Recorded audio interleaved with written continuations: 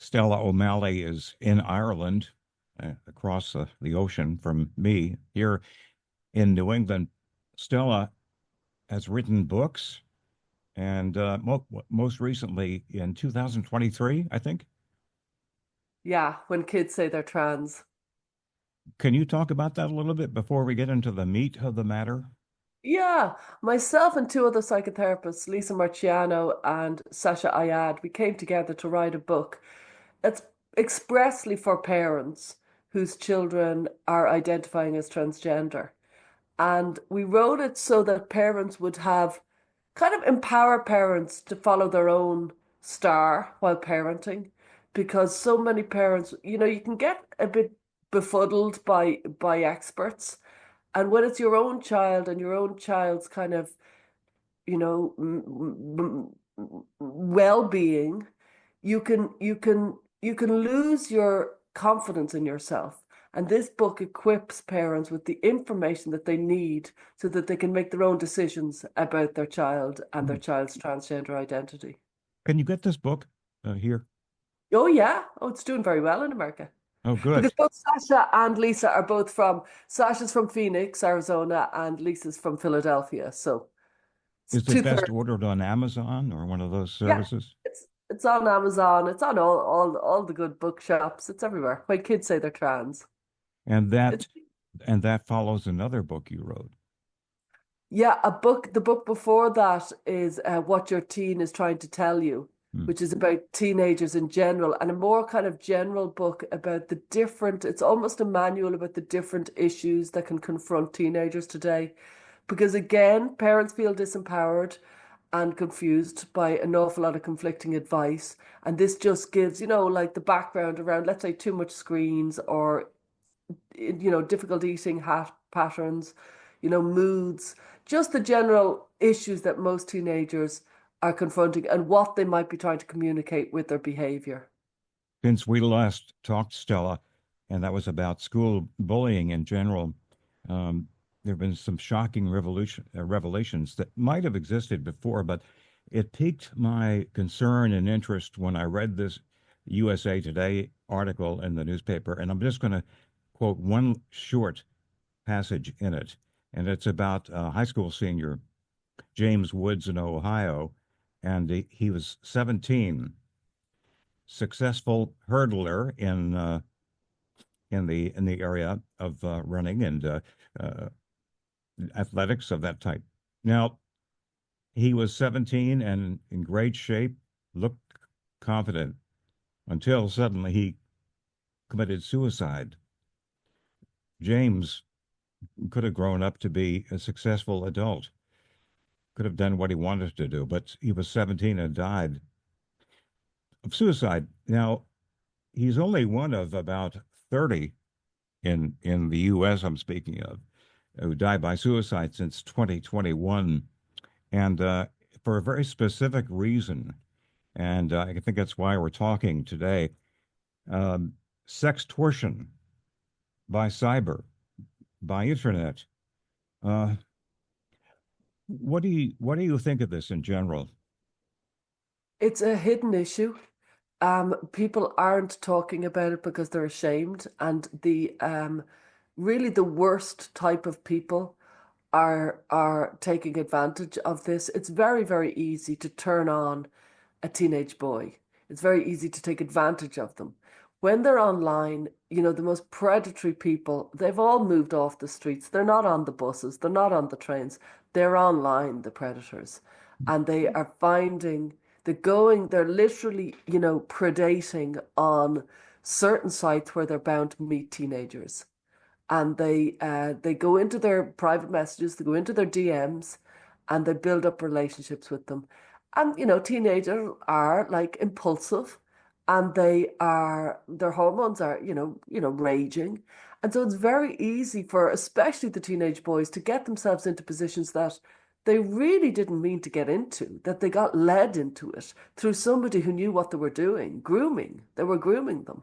And they don't know they're being groomed, because the thing about being groomed by an older predator is that you think you're in this special relationship. You think you're kind of being very mature. You think it's all fun. You think it's all great. And slowly but surely you're biting your lip thinking, what am I in here? And have I just humiliated myself? And have I embarrassed myself? And then they turn on them. So there's a lot of different ways that this kind of sextortion is happening. Sometimes it's predatory men who are doing it. And they're just looking for, dark levels of grooming and sex. Well, sextortion specifically is often from people from certain countries who know that they can make a lot of money from Western countries, and they're not interested in the sex. They're interested in making, usually boys, but not always boys, these teenagers do things online that they can then extract money from. And they mightn't even care about the sex. They're just looking for the money. Mm. If Um, you follow me, so there's two different predators out there, money predators and sex predators. Sometimes they meet, but it's very easy.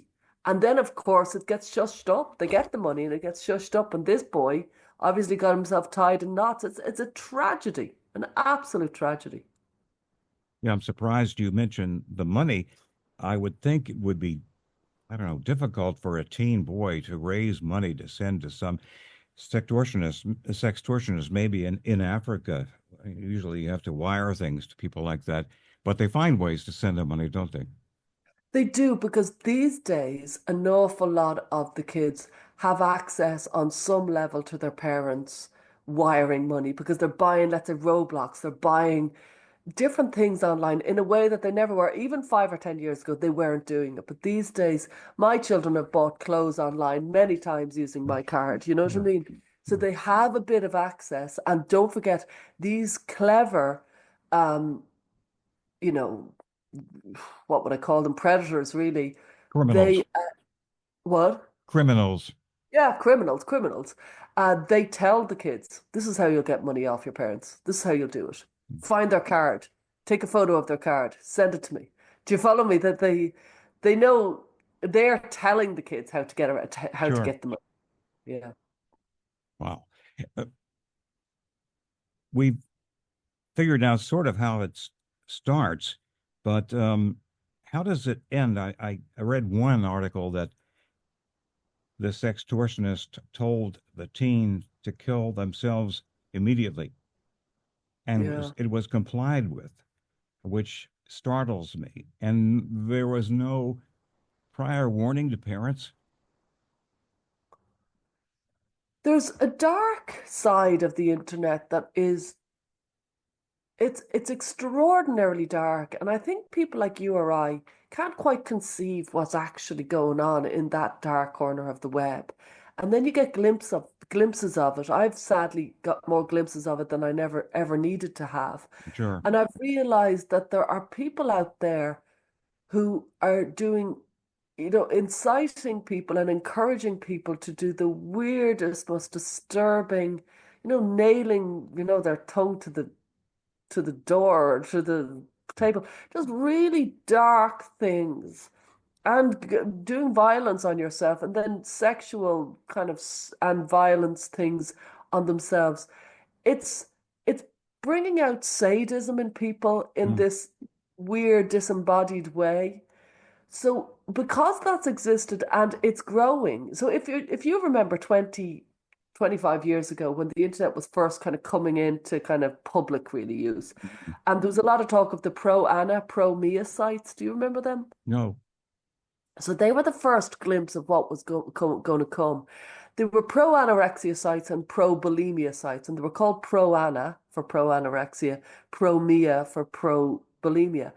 And they were telling, Eating disorders. yeah, eating Yeah. disorders. But these were eating disordered girls telling other eating disordered girls how to be more eating disordered. Mm. And they were, yeah. And it was the first time that people collectively in the mainstream media kind of caught their breath saying, oh, wow, these people meeting each other is not a good thing. And this has created an entire community where they're laughing about how, they're on a drip and this is how to pull out the drip and not let anybody know. And it was really dark and really, really, really mentally ill people meeting other mentally ill people online. Now it's gone quite a bit darker than that, but that was the first canary in the coal mine of certainly for me realizing these people meeting is a very bad thing. and there's no good that can come of this. This isn't good. They still exist, even though there was an attempt to pull them down. They still exist. But now it's got into all sorts of weird sex and violence, people looking for thrills, people paying people to keep on doing humiliating acts. And often the person who's humiliated themselves, they've kind of become obsessed and a little bit addicted to it because it's attention and they've kind of bought in. They've kind of lost it and they've bought into something. And then when there's a fear that they're going to get exposed in real life, they get this panic of just get me out of here, just get me out of here.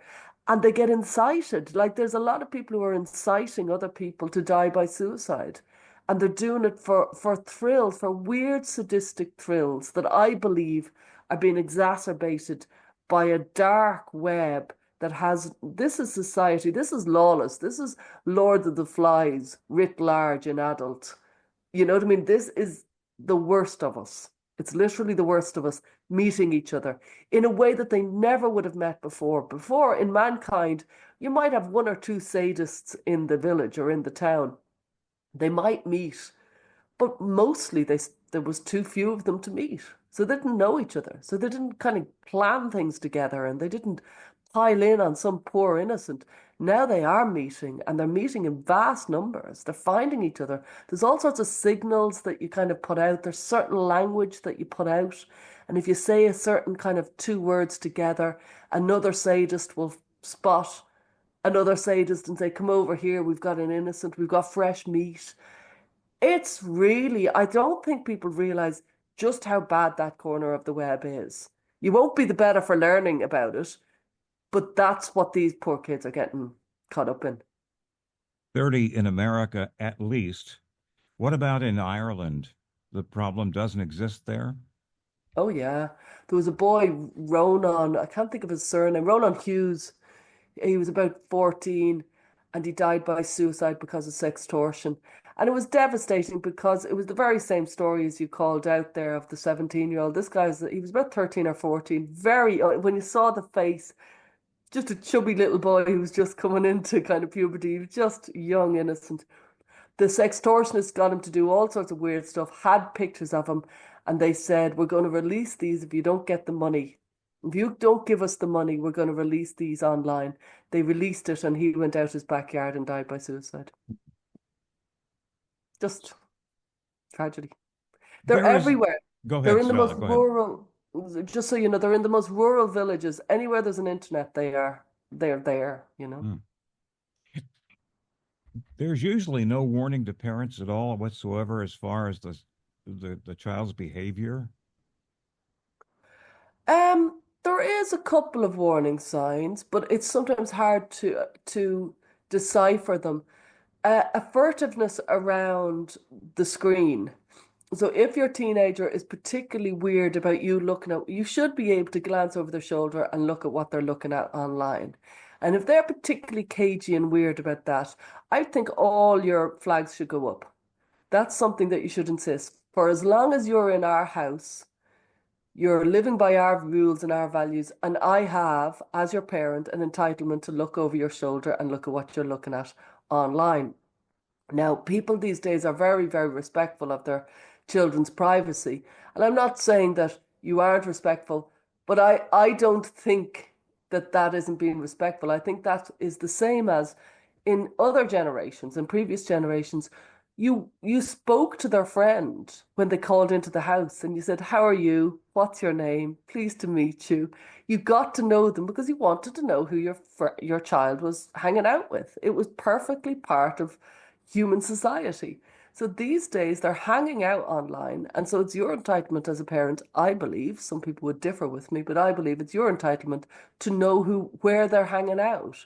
Are they hanging out in the drug den down the corner online, or are they hanging out in a nice place online? Because they're hanging out online. Let's be clear Sure. about that.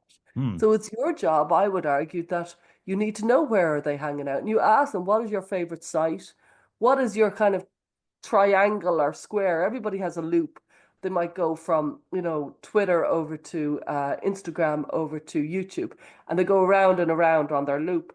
And it's the parents who should know What is your favorite site? Who are your favorite influencers? Who do you like to follow? Send me some clips that you like.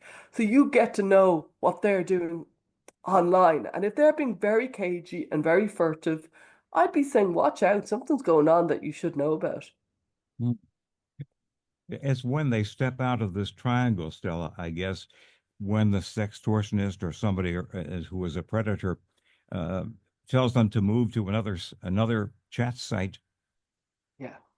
What happens is they go into the private messages. So they might be playing, a video, and very often they're playing a video game or Roblox or whatever. They're just playing something online, no big deal.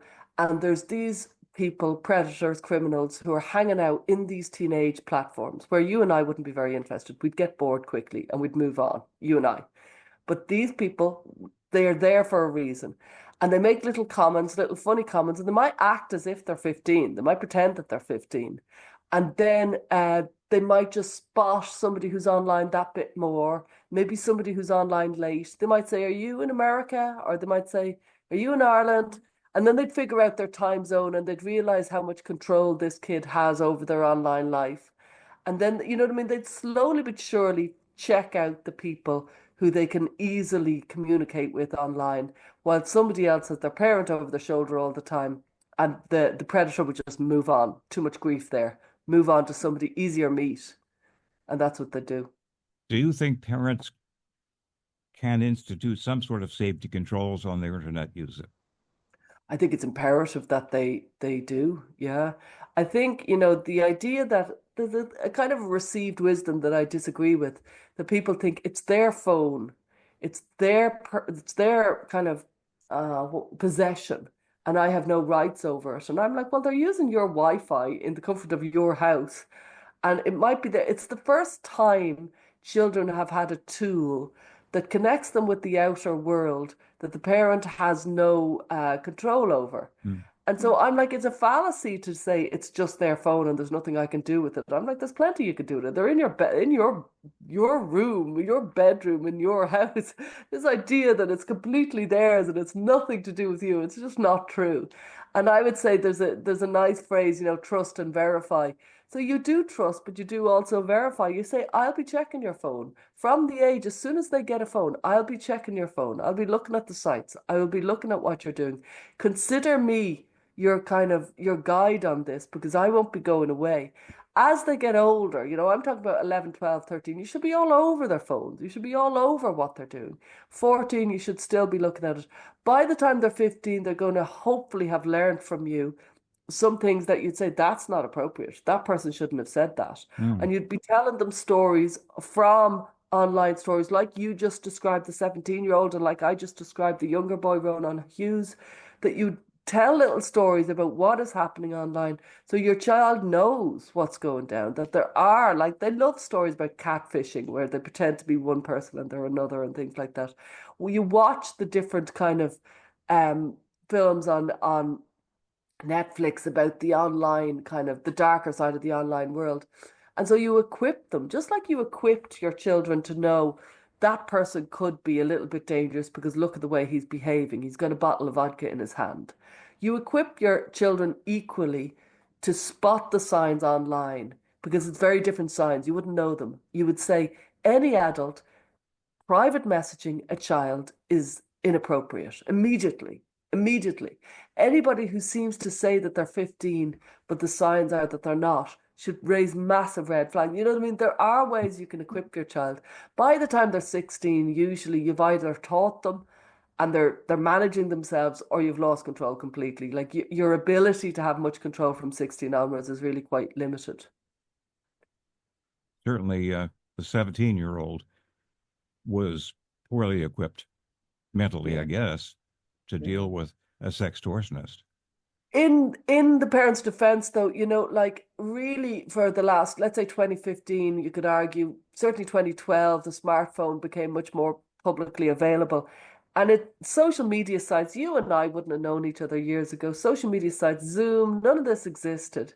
So it's like when tobacco first came along and children were smoking and everybody was smoking and nobody really knew. And then there was a lot of noises about it being a bit dangerous. And, in the 50s and 60s, so many people were smoking without realizing. They knew that there was a danger, but they really didn't realize the extent of the danger.